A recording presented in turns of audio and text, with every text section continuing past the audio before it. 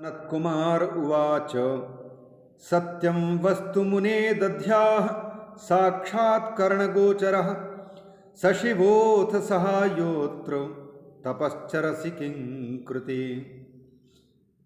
समाधि से उठे हुए वेदव्यास जी को प्रणाम की मुद्रा में खड़े देख करके भगवान आदि उदासीन आचार्य सनत कुमार जी ने कहा, मुनिराज वेदव्यास जी, सत्य का ध्यान करो। कौन से सत्य का? जो परमार्थ सत्य है, प्रातिभाषिक सत्य को नहीं या व्यावहारिक सत्य को नहीं, बल्कि पारमार्थिक सत्य वो है जो व्यावहारिक सत्य और प्रातिभाषिक सत्य को भी टिकाए रखा है। जिस पारमार्थिक सत्य में ये दोनों के दोनों है की तरह लग रहे हैं, उस सत्य का ध्यान करो।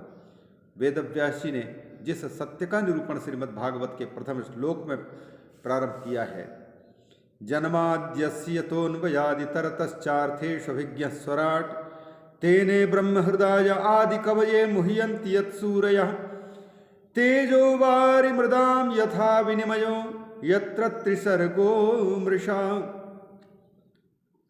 धाम्ना स्वेन सदा निरस्तकुहकं सत्यं परम धीमहि। ऐसा कहा है। उसी सत्य का ध्यान करने के लिए सनत कुमार ने उनको प्रेरित किया। अतः सनत कुमार के द्वारा यह सत्य के चिंतन की प्रेरणा पाकर के ही वेदव्यास जी ने भागवत महापुराण में पहले उसी सत्य के ध्यान की चर्चा की है।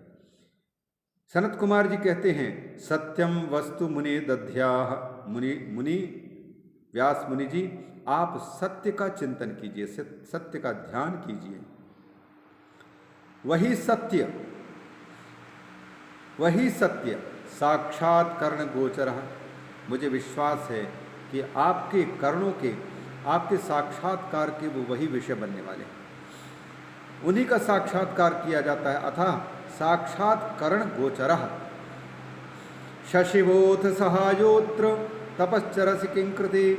तुम जिस निमित्त से तपस्या कर रहे हो, समाधि लगाए हुए हो, वही उस कर्म में वही सच्चे सहायक हो सकते हैं।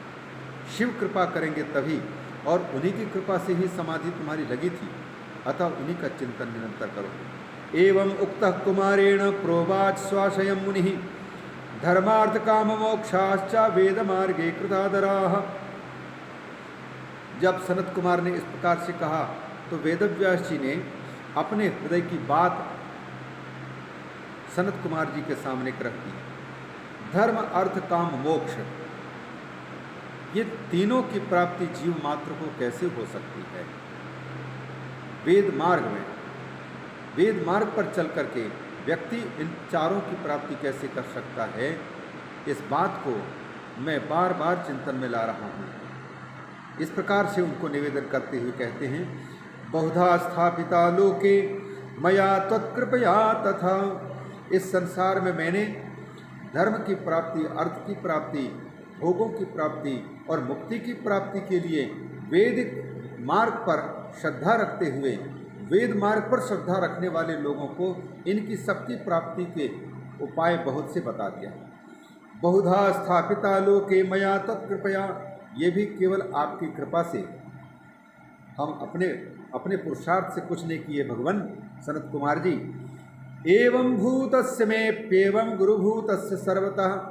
लेकिन मेरे लिए समस्या यही आई है, मैंने इन चारों की प्राप्ति के लिए, व्यक्ति मात्र को सुखी करने के लिए ये सारा पुरुषार्थ किया, वेद मार्ग पर चल कर के किया, लेकिन मेरा चित्त जो है इस समय पर स्थिर नहीं हो रहा है। क्यों? मैं गुरुभूतस्य सर्वतः, सारा संसार तो हमको गुरुजी कहता है, क्योंकि हम सारे संसार को बताते हैं। अतः संसार का मैं गुरुभूत हूँ, गुरुभूतस्य सर्वतः एवं भूतस्य मेपि। लेकिन गुरुजी को ही स्वयं वो उपाय नहीं मिल रहा है जिस उपाय से मुझे सच्चे शांति की प्राप्ति हो सके, साध्य की प्राप्ति हो सके, शिव की प्राप्ति हो सके। मुक्ति साधनकम ज्ञानम नोदेति परमात्मतम। मुक्ति को देने वाला, मुक्ति को साधने वाला कोई ये ज्ञान उदय हो ही नहीं रहा। इसीलिए तपश्चरा में मुक्त्यर्थम न जाने तत्र कारणम। मैं तो केवल यही समझता था कि यज्ञोदानम तपस्यैव पावनानि मनीषिणाम, यज्ञ दान और तप मनुष्य के चित्त का शोधन करने वाले हैं और इनके चित्त के शोधन करने पर ज्ञान की प्राप्ति होगी।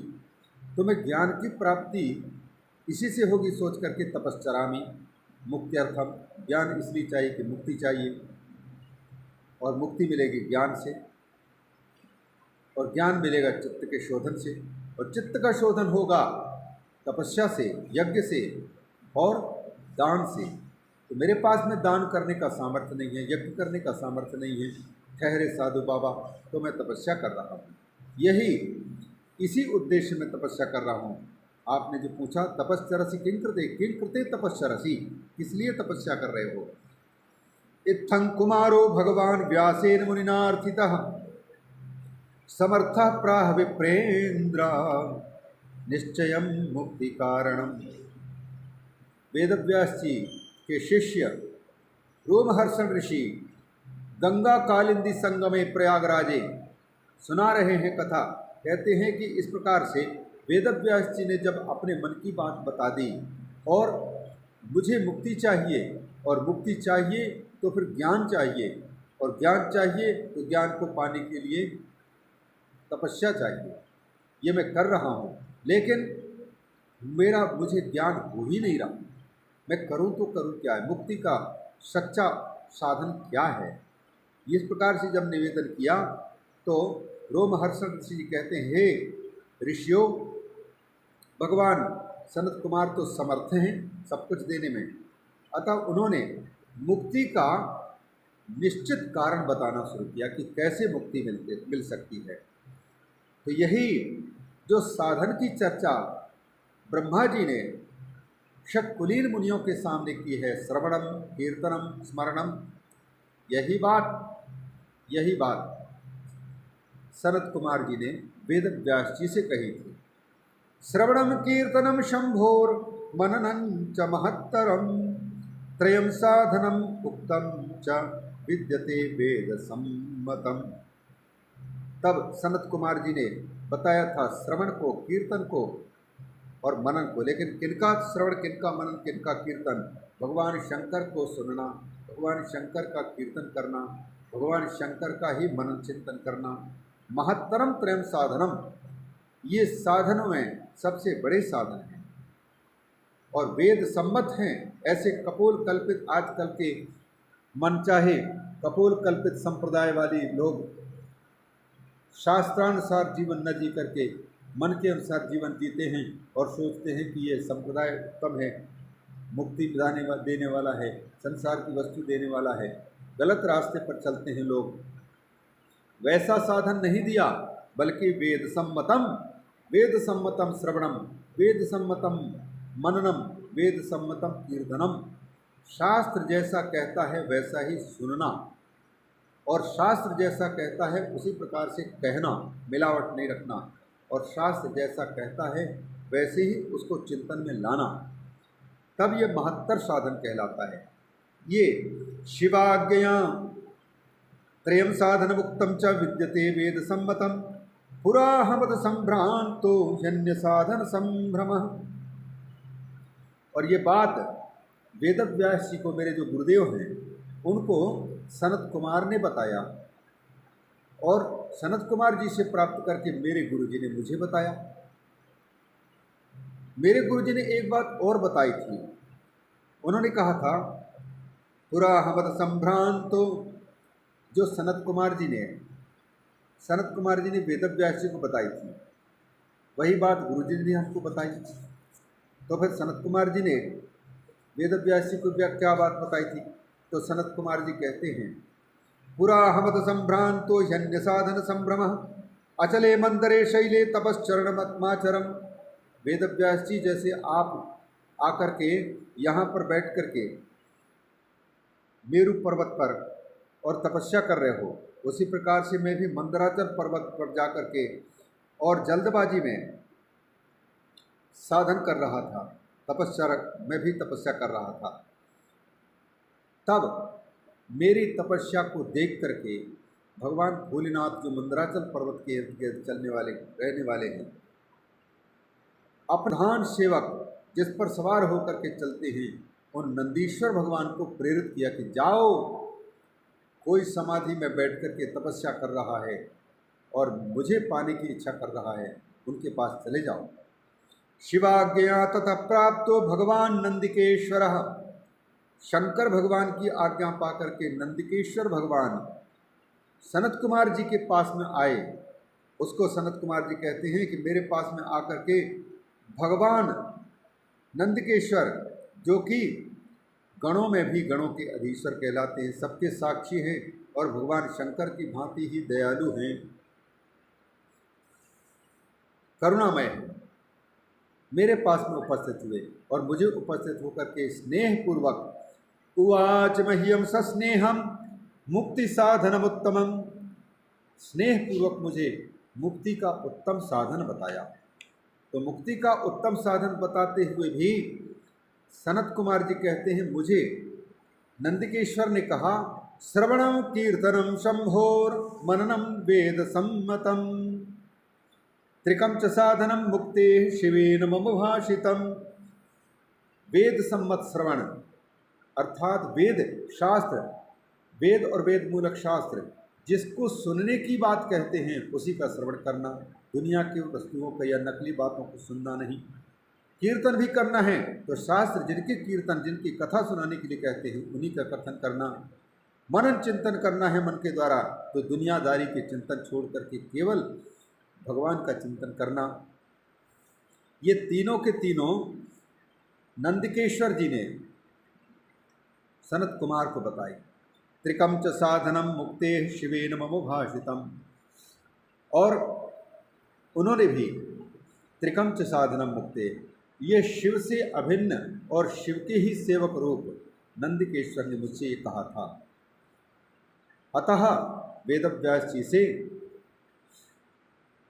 सनत कुमार जी कहते हैं कि वेदव्यास जी श्रवणादि त्रिकम ब्रह्मन कुरुष्वेति मुहुर्मुहुः, ऐसा कहा था तो मैं वही बात तुमको भी सुना दिया कि श्रवणम कीर्तनम और मननम करो।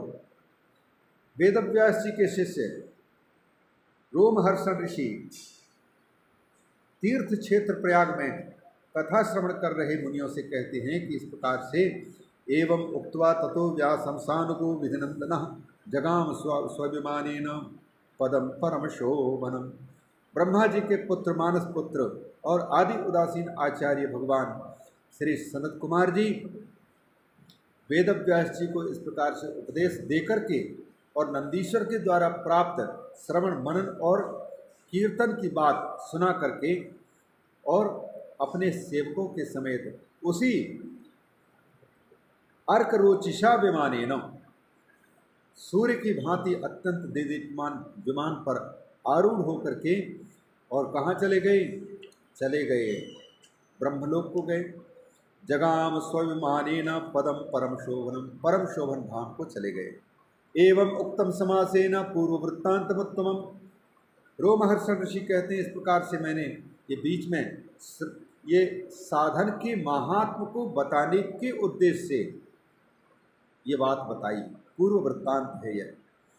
ऋषय ऊचुः, अब ऋषियों ने तीर्थराज प्रयाग में जो श्रवण कर रहे थे रोमहर्षण ऋषि से शिव और शिव पुराण के महात्म, और उस प्रसंग में ये वेदसार सर्वस्व, और वेदसार सर्वस्व के प्रसंग में साध्य साधन और साधक, साधन के प्रसंग में श्रवण मनन निधिध्यासन, श्रवण मनन और कीर्तन, इनकी महिमा को बताने के प्रसंग में ये बात आई।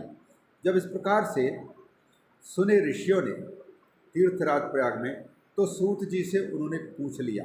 सूत जी से क्या पूछा? ऋषय ऊचुः श्रवणादित्रयं सूत मुक्त्युपायस्त्वयेरितः। मुनिराज, सूत जी महाराज, आपने श्रवण कीर्तन और मनन इन तीनों को मुक्ति का उपाय बताया।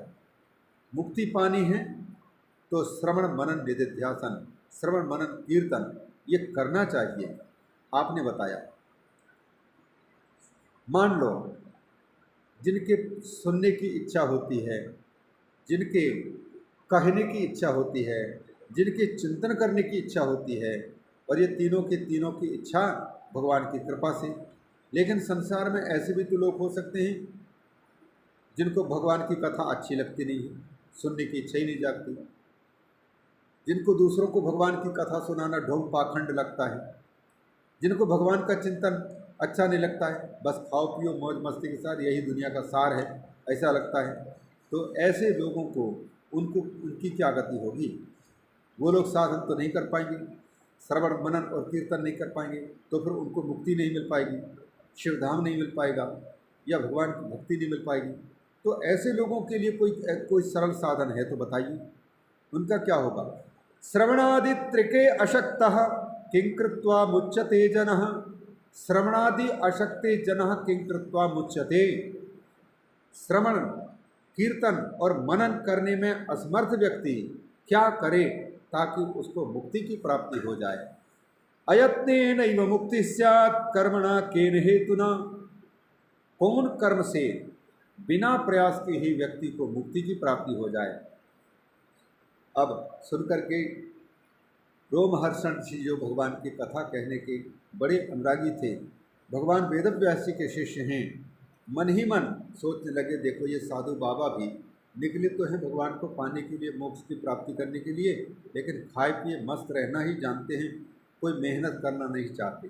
भगवान का भजन श्रवण मनन निधिध्यासन ना करना पड़े पूछ रहे हैं, और बिना किए ही हमको मुक्ति की प्राप्ति हो जाए ये चाह रहे हैं। न उन्होंने निठल्ला निकम्मा जिंदगी जी करके और सीधे ही मुक्ति भक्ति और भगवत पद की प्राप्ति करना चाहते हैं, जो कि पूछ रहे हैं कि अयत्ने नहीं वो मुक्ति स्यात्, अरे भैया बिना प्रयास के ही मुक्ति मिल जाए, ये पूछ रहे हैं। तो मन ही मन, लेकिन सामने प्रकट नहीं किया, बुरा लगेगा सोच करके। इति श्री शिव महापुराणे प्रथमायां विद्येश्वर संहितायां साध्य साधन खंडे चतुर्थोऽध्यायः श्री शंकरार्पणमस्तु। बोले शंकर भगवान की जय। नमः शिवाय ओम नमः शिवाय, नमः शिवाय ओम नमः शिवाय, नमः शिवाय ओम नमः शिवाय, नमः शिवाय ओम नमः शिवाय, ओम नमः शिवाय ओम नमः शिवाय, नमः शिवाय ओम नमः शिवाय, ओम नमः शिवाय, ओम नमः शिवाय, ओम नमः शिवाय, ओम नमः शिवाय, ओम नमः शिवाय। बोले शंकर भगवान की जय।